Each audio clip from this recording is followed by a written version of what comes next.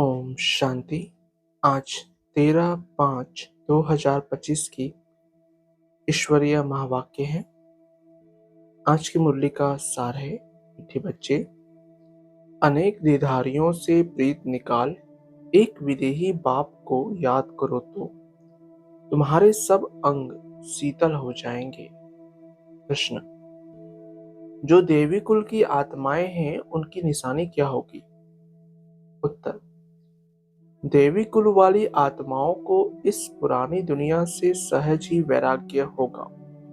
दूसरा, उनकी बुद्धि बेहद में होगी। शिवालय में चलने के लिए पावन फूल बनने का पुरुषार्थ करेंगे। तीसरा, कोई आसुरी चलन नहीं चलेंगे। चौथा, अपना पोता में रखेंगे कि कोई आसुरी कर्म तो नहीं हुआ। बाप को सच सुनाएंगे, कुछ भी छिपाएंगे नहीं। आज की मुरली से मुख्य पॉइंट्स। शिव बाबा बोले, तुम बच्चों में भी नंबरवार हैं जिनको धारणा होती है। देह अभिमानी बुद्धि को छीछी कहा जाता है। देही अभिमानी को गुलगुल अर्थात फूल कहा जाता है। अभी तुम फूल बनते हो। देह अभिमानी रहने से कांटे के कांटे रह जाते। अगला, बाबा कहते हैं सारी आयु में जो भूल की है वह बताओ। कोई कड़ी भूल करते हैं तो फिर सज्जन को बताने में लज्जा आती है, क्योंकि इज्जत जाएगी ना। न बताने से फिर नुकसान हो जाए। माया ऐसे थप्पड़ मारती है जो एकदम सत्यानाश कर देती है। अगला, बाप कहते हैं मैं रहम दिल भी हूँ तो कालों का काल भी हूँ। मुझे बुलाते ही है पतित पावन आकर पावन बनाओ। मेरा नाम तो दोनों है ना। कैसे रहम दिल हूँ फिर कालों का काल हूँ, वह पाठ अभी बजा रहा हूँ। अगला, बाप आकर गंदगी से निकालते हैं। जितना जो बहुतों को निकालने की सर्विस करेंगे उतना ऊंच पद पाएंगे। तुम बच्चों को एकदम छीरखंड होकर रहना चाहिए। सतयुग से भी यहाँ बाप तुमको ऊंच बनाते हैं। बाप ईश्वर पढ़ाते हैं तो उनको अपनी पढ़ाई का जलवा दिखाना है, तब तो बाप भी कुर्बान जाएंगे। अगला, बाप का बनकर फिर बाप की निंदा नहीं कराओ। सदगुरु की निंदक ठौर न पाए। ठौर तुमको मिलती है बहुत ऊंची। दूसरे गुरुओं के पास कोई रजाई की ठौर थोड़ा ही है। धारणा के लिए मुख्य सार। पहला, बाप को अपनी पढ़ाई का जलवा दिखलाना है।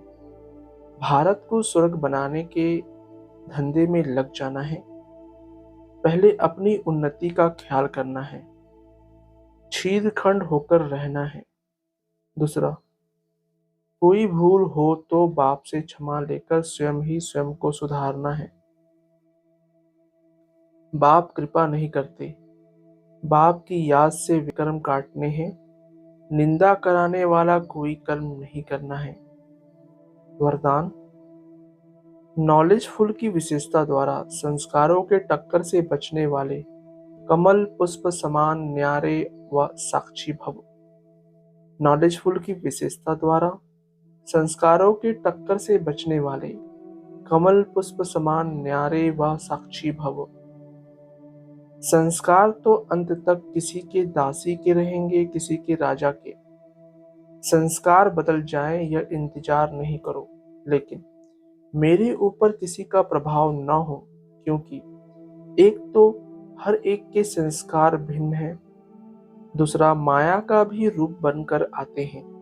इसलिए कोई भी बात का फैसला मर्यादा की लकीर के अंदर रहकर करो। भिन्न भिन्न संस्कार होते हुए भी टक्कर न हो, इसके लिए नॉलेजफुल बन कमल पुष्प समान न्यारे व साक्षी रहो। स्लोगन, हट व मेहनत करने के बजाय रमणीकता से पुरुषार्थ करो।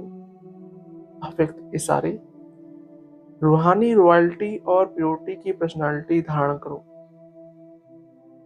पवित्रता सुख शांति की जननी है। जहाँ पवित्रता है वहाँ दुख अशांति आ नहीं सकती।